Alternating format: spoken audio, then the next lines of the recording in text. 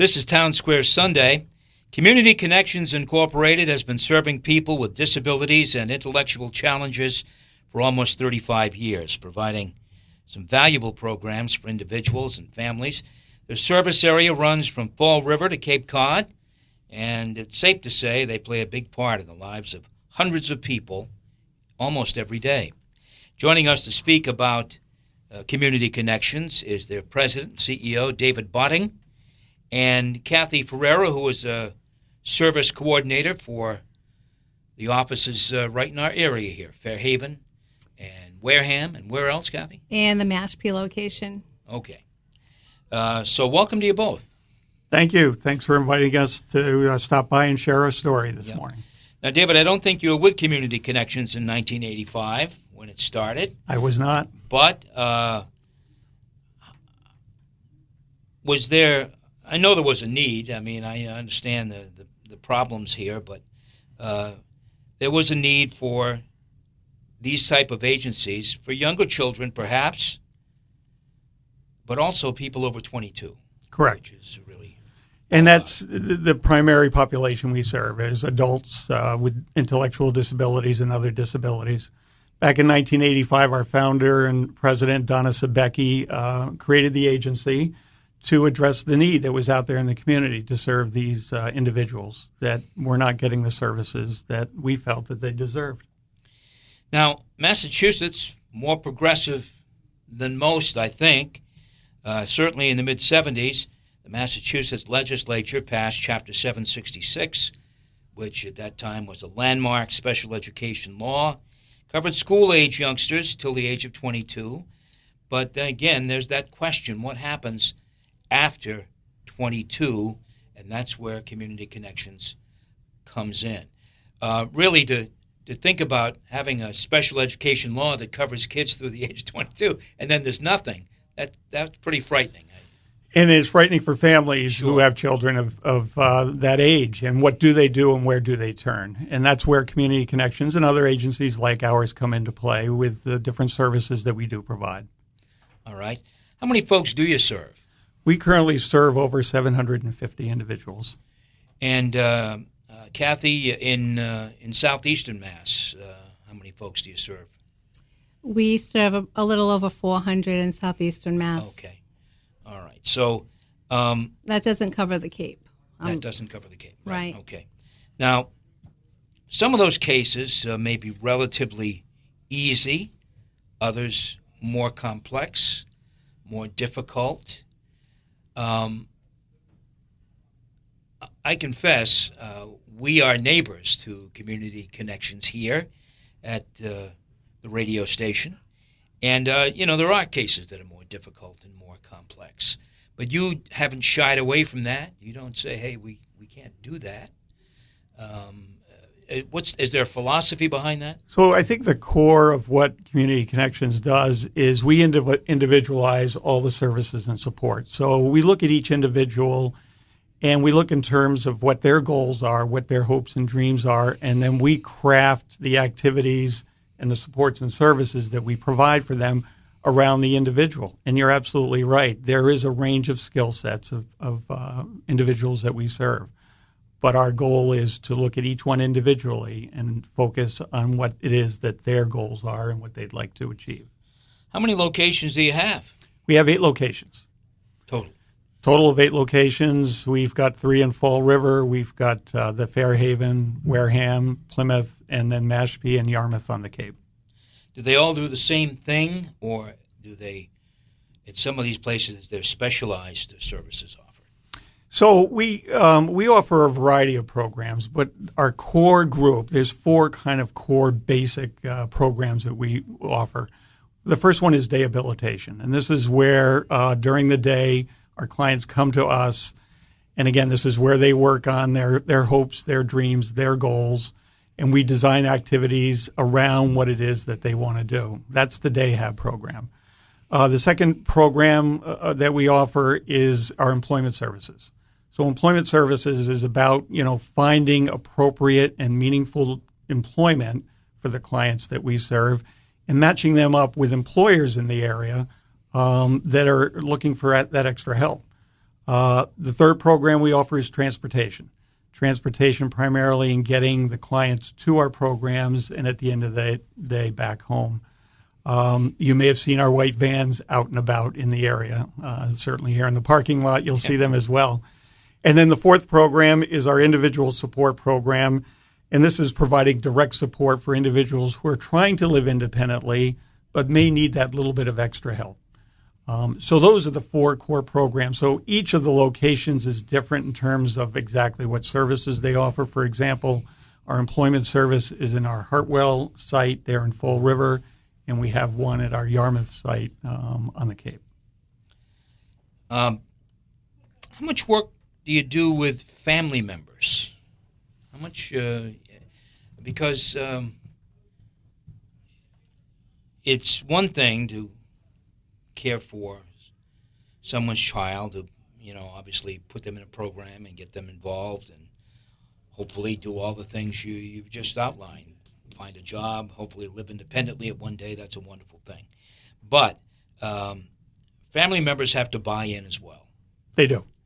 And so how much work do you do with them? And this is where I credit our staff, because that connections, those relationships with the family members is absolutely critical in making sure we are doing and working on the right things for the clients that we serve. So that communication between the families and our staff and those constant meetings that we have with them to make sure we're on the right path and we're doing the right things for their family members is absolutely critical.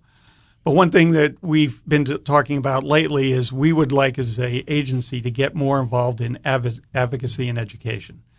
And so this is kind of a new track that we're embarking on, and in the coming months, we hope to be able to offer more services for family members in their efforts to try to get the very best for their children.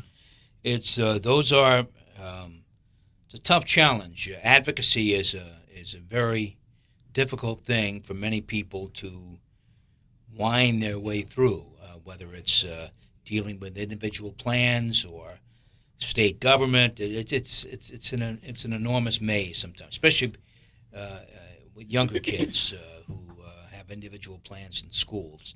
But your focus again is on people over 22. So that's right.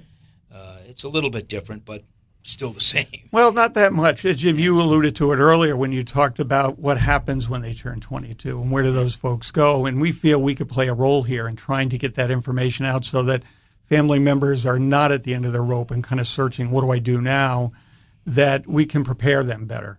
So even though we may not serve necessarily under 22, we think we could play a role in trying to get the word out and educate so that when that time comes, they're prepared. This is Townsquare Sunday. I'm Jim Phillips. My guests are President David Botting and I'll call you Regional Coordinator, Kathy. How about that? My technical title is Service Director. Service Director. Yep. Kathy Ferreira of Community Connections Incorporated. This question, I don't want to, I guess I have to further expand on it. Many of these people that you work with, Kathy included, they want to do things in life. They want to do more, perhaps, than all of us who are on the outside looking in think they can do. It's human nature to sometimes put labels on people, and of course it's wrong. It's the wrong thing to do. So what don't we know about your clients that we should know?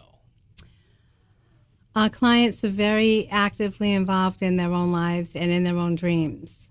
As an agency, we try to foster healthy living choices for them. We have individuals who may want to lose weight, who may want to quit smoking, who may want to walk.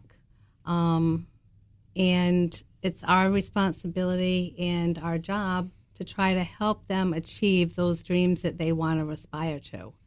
One individual that comes to mind is a woman who suffered a stroke, and she was paralyzed on the whole right side of her body. She wasn't able to walk, but she was determined to walk in our walkathon. And she, over the course of a year, she was able to get out of her wheelchair, take a few steps. She worked even harder for the next year, and she was actually able to complete most of the walkathon. And that's something, I mean, we all have family members that maybe broke a hip or had a knee replacement, and they don't always get back to baseline where they were before the injury. Our folks, the determination and the drive is so incredible. And just to see that and to be able to support them to live as independently as possible is part of what we do through the activities and the therapies that we offer every day. And do you bring in other agencies to help? Like somebody wants to stop smoking. Do you sign them up for a cessation program, or how does that work? Actually, the Fairhaven location has a Healthy Choices group, which is run by our nurse, Deb LePage. And she's had huge success. She's actually had a couple folks quit smoking, and we didn't bring any outside agency. She's had another individual over the course of a year lose 70 pounds. And these are folks, if it was just what we were doing every day, let's face it, if we go to work and somebody tells us to quit smoking, we're not going to quit smoking. Somebody tells us don't eat this, eat that, we're not going to do it. It's something that has to be a lifestyle change. So her group has been so successful that after they leave our day program, they're going home and they're making the right choices. They're learning the skills they need. I mean, my God, it took me a long time to quit smoking. Yeah. I mean, and that's just an example of the determination that we see. One of your goals, David, is to help people find work. I know that can be very challenging, given my own personal experience. It can be challenging even in the best of economies. How difficult has it been? Has it been any better, for instance, since we've seen somewhat of an economic bump? Well, it's always a challenge, right? But I think actually in the economy today, I think employers are looking for more help, more assistance. And we're able to provide to fill that need that they have. And it's important to point out when we talk about helping find employment for our clients, it's not just finding the job and walking away. It's staying on and working with both the client and the employer to make sure it's a good experience for both. And so we work very hard. And a great example is what was recently with Walmart and their decision to do away with the greeters, which we have placed many of our clients at. We went in and sat down with the local Walmart stores, and we worked with them directly to find alternative employment for those people that were in those positions. And so it's a collaboration, and it's an excellent collaboration. We work with over 100 employers in the area. And they're currently providing jobs for over 200 of our clients. Well, you are funded mainly by the Commonwealth, is that right? That is correct. All right. However, you do some other local fundraising, and that brings us to the upcoming Walkathon. Kathy, when is the Walkathon? The Walkathon is September 15th, and this will be our 12th year. We started... Our first year we raised $7,000, and we have a pretty aggressive goal this year to raise $80,000, and we're hoping that we can meet that goal. All of the money that we raise from this event goes directly back to the programs that raise it. So if a family has a loved one that attends our Wareham program, and they go out and they get sponsors and they raise $500, that money goes directly back to our Wareham program. So it funds so many of the unfunded activities that are so desperately needed. Okay, so when and where is the Walkathon? It's September 15th, and registration opens at 9:30, and it's over here in Fairhaven at the Senior Rec Center. And we walk along the bike path, which is adjacent to the rear of the property over there. We have tons of activities for children. We have face painting, arts and crafts. We have a dunk tank that our illustrious president gets in every year, and we can pay to dunk him. We also have the South Coast Wellness Van this year. We have barn babies coming. We've been fortunate enough to get the Dighton Fire Department, who volunteers their time, and they are posted along the path for safety reasons. And we also have space for vendors, and they donate so much of a percentage back to our agency. Lunch is free, but drinks are free, and it's a great time. We have music, we have raffles, great raffles. It's just an overall great day, and for families to bring their kids to. It's, we have a bouncy. There's no cost to them, and it's for a good cause, and we're going to meet our goal. And that's a wonderful goal, $80,000. That's a significant goal. But clearly, we wish you well with that. Any other fundraisers that you do throughout the year? We do a spaghetti supper in Fall River at the Liberal Club every year in April, and that's a great event. It's been pretty successful. I think we raised $12,000. Mm-hmm. Pretty good. That's a great event. We also just started on Cape a canvassing cuisine. We're going into our second year. Third year. Sorry.